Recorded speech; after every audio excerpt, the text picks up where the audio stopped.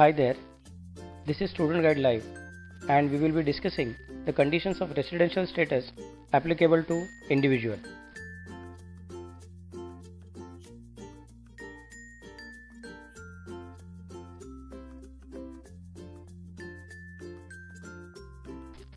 We have already discussed that an individual can be ROR, RNOR or NR. An individual can never be just a resident. The conditions which determine whether the individual SSE will be ROR, RNOR or NR are prescribed by Section 6 subsection 1 and Section 66A. The conditions of Section 6.1 determine whether the individual SSE will be resident or non-resident, and the conditions of Section 66A determine whether the resident individual SSE will be ordinarily resident or not ordinarily resident. It means conditions of Section 66A are applicable to only those individual SSEs who have fulfilled the conditions of Section 6.1. There are three conditions in Section 6.1. These can be divided in two sets. For our convenience, I will call them as Set 1 and Set 2. Set 1 contains only one condition and Set 2 contains two conditions. To become resident, an individual SSE must fulfill either the first set or the second set. In other words, an individual SSE must fulfill either first condition only or the second and third conditions both. Before I start discussing the conditions, I want you to remember three things. Remember that these conditions are equally applicable to every individual, irrespective of gender or age. For the convenience of our discussion, I will speak as if the SSE is a male individual. Note that the residential status is not permanent, but it is an annual phenomena. The SSE must check his residential status every year. The year in question is called as relevant previous year. For our convenience, I will call it as RPY. And lastly, the conditions of residential status of an individual SSE does not depend upon his nationality, citizenship, race, religion, educational qualification or place of birth. It depends on stay in India. Longer the stay, higher the chances that the individual is resident in India.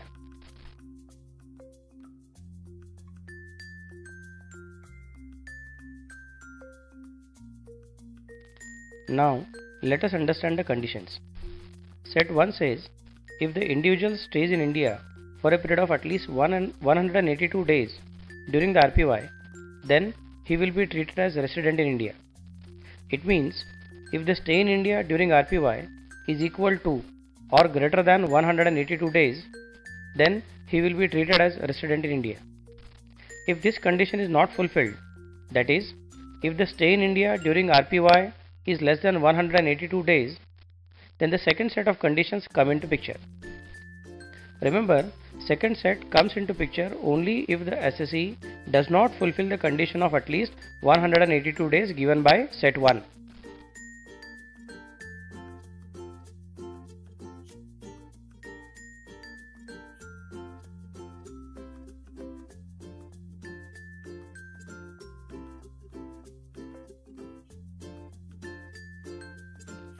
The second set contains two conditions.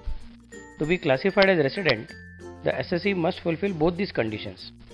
The conditions are, if he stays in India for a period of at least 60 days during the RPY, and if he stays in India for a period of at least 365 days in 4 previous years immediately preceding the RPY.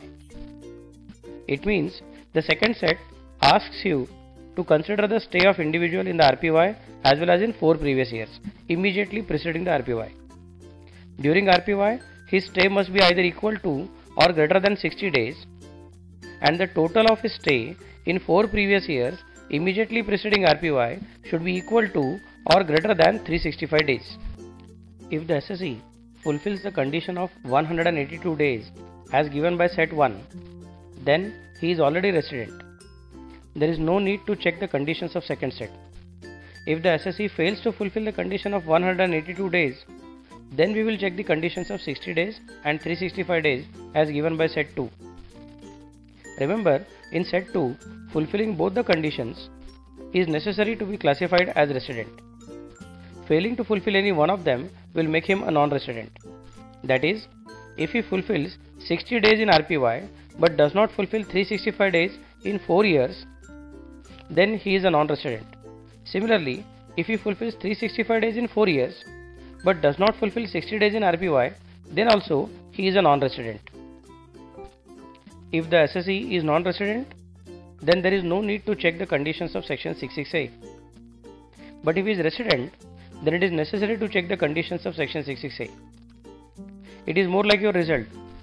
If a student has not cleared the exam, then the result is failed. On the other hand, if the student has cleared the exam, then the result is not just passed, but he would love to tell passed with first class or passed with second class, etc. Similarly, if an individual is resident in India, then section 66A will determine his class of ordinary residents. There are only two conditions in section 66A, and they are not divided in any sets. It means to be treated as ordinary resident in India, the individual must fulfill both the conditions of this section. Non-fulfillment of any one of them will make him not ordinary resident in India.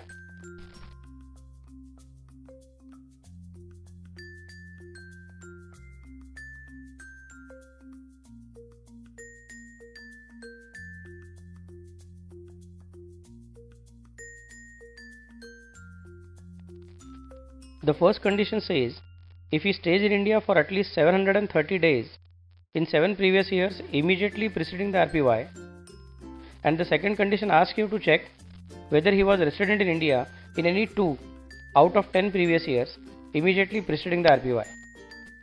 As discussed earlier, if the answer to both these questions is yes, then the individual who was already a resident will be treated as resident and ordinary resident, that is ROR. On the other hand, if the answer to any one of these questions is no, then the individual who was already a resident will be treated as resident but not ordinary resident, that is RNOR. Before we conclude, I would like you to note that stay can be anywhere in India. Stay includes travel in India. Stay in a ship moored in the territorial waters of India is also treated as stay in India. Territorial water means the area of 20 nautical miles from the landmass of India. Stay can be for small intervals at different places in India. Stay need not be at a stretch. In fact, income tax uses the word days in section 6.1 and section 66A.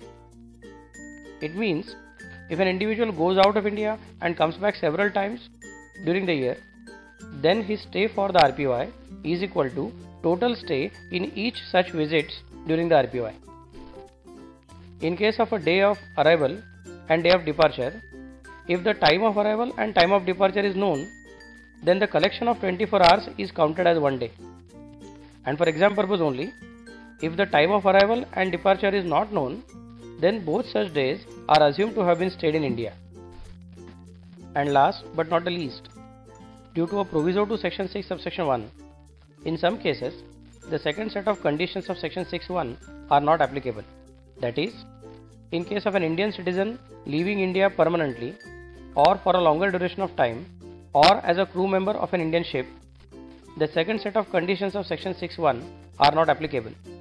Similarly, in case of an Indian citizen or a person of Indian origin who comes to India for a visit, the second set of conditions of section 6.1 are not applicable. Meaning of Indian citizen is already known to you from civics. And for the meaning of person of Indian origin, visit our website containing online notes. Thank you for watching the video.